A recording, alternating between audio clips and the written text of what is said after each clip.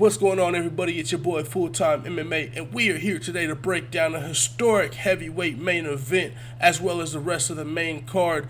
This main event is going to be between former UFC interim heavyweight champion Ciryl Gane taking on Tai Tuivasa.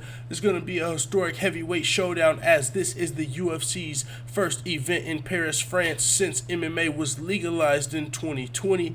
This is going to be Ciryl Gane looking to defend his home territory, but we've also got the Italian Dream Marvin Vettori taking on former UFC middleweight champion Robert Whittaker in the co-main event, as well as some other notable UFC contenders on the card. We're going to break down the whole main card. Without further ado, let's jump straight into the historic heavyweight showdown in the main event between Ciryl Gane and Tai Tuivasa. But before we break down this fight and give our prediction, make sure you hit the thumbs up button, the subscribe button, and the notification bell. Don't be a baby back bagel biting beta male, because you know what time it is. It's full-time MMA.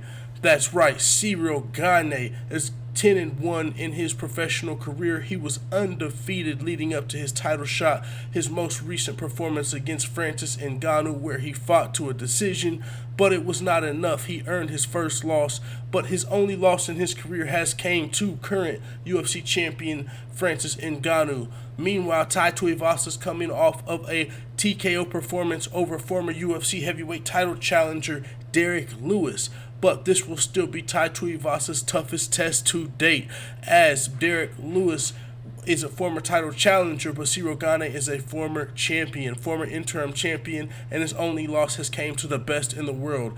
Tai Tuivasa's resume leading up to this performance was not as credible as Ciryl Gane's. He was not fighting the same level of contenders, but he has been putting in work since his UFC debut. Nobody would have thought Tai Tuivasa would have been in a number one contenders fight this soon, but he has been putting on phenomenal performances and earning fan favorite status on the way up, which has landed him here. If he can win tonight, he may be fighting for the title against Francis Ngannou if John Jones doesn't return soon. So there's a lot on this fight. Ciryl Gane, as I said, defending his home territory, the first UFC event in France since MMA was legalized, and Ciryl Gane is definitely going to be looking to get a big win here and potentially earn a second title shot against Ngannou.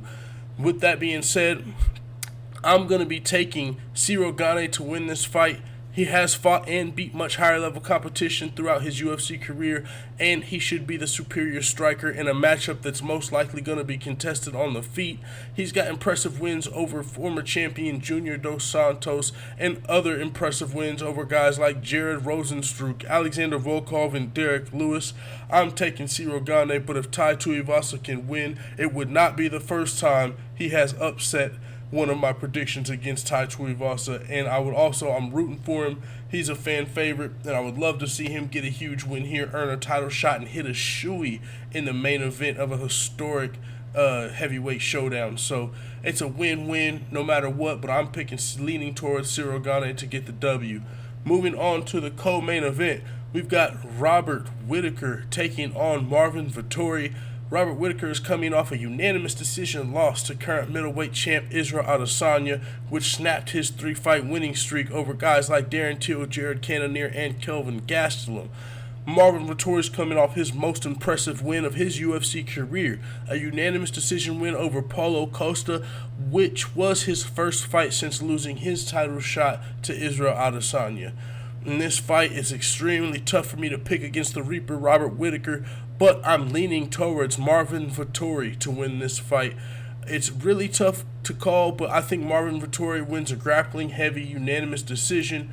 I'm taking Marvin Vettori, the Italian Dream, to get his hands raised over Robert Whittaker, but this was tough for me to call. I mean, it's tough for me to pick anyone beating the Reaper, but I think Marvin Vettori is going to be able to get it done. Moving on, we've got Nasrat Haqparast taking on John Mcdessey.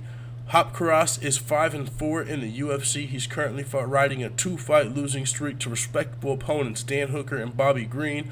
He is 10 years younger with the 4-inch reach advantage over his opponent John Mcdessey.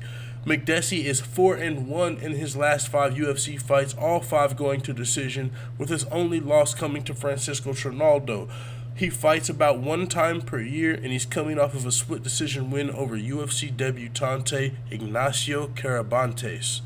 With that being said, I'm taking Nasrat Haqparast. He's the younger fighter with more reach. He's been more active in fighting against higher level competition, and for those reasons and factors, I am giving him the lean. I'm taking Nasrat to get his hand raised in this fight.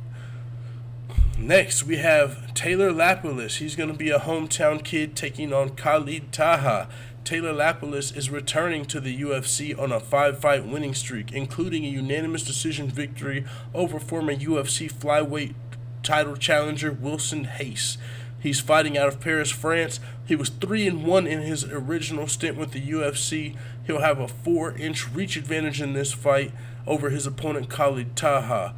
Khalid Taha is 1-3-1 in his last 5 UFC fights against slightly higher level competition than Tylor Lapilus, but I'm still going to give the French native Tylor Lapilus the edge. Although Taha's been fighting slightly higher level competition, it's not much higher level competition, and he's been losing his fights, while Lapilus has been passing his tests with flying colors, and he'll have much more momentum heading into this fight as the home crowd favorite. He's going to have that much more energy, that much more will to fight, that much more momentum coming into this fight, including his 5-fight winning streak. He's got a lot more to fight for here. Taha's back is against the wall, so it will be a good fight, but I'm giving the edge to Tylor Lapilus. Next, we've got Charles Jourdain versus Nathaniel Wood. Charles Jourdain is 4-1 in the UFC, coming off a majority decision loss to Shane Burgos, which snapped an impressive 2-fight winning streak over respectable competition Andre Ewell and Lando Venata. Nathaniel Wood is 5-2, coming off of a unanimous decision win over Charles Rosa after losing a unanimous decision to Casey Kenny. This was an extremely tough fight for me to pick and predict. While I'm leaning toward Charles Jourdain, who's been having success against higher level competition, Nathaniel Wood is not someone you can count out. He's a very good prospect, and he's only lost to 2 very respectable opponents in the UFC, John Dodson and Casey Kenny. That being said, I'm giving the slight edge to Charles Jourdain.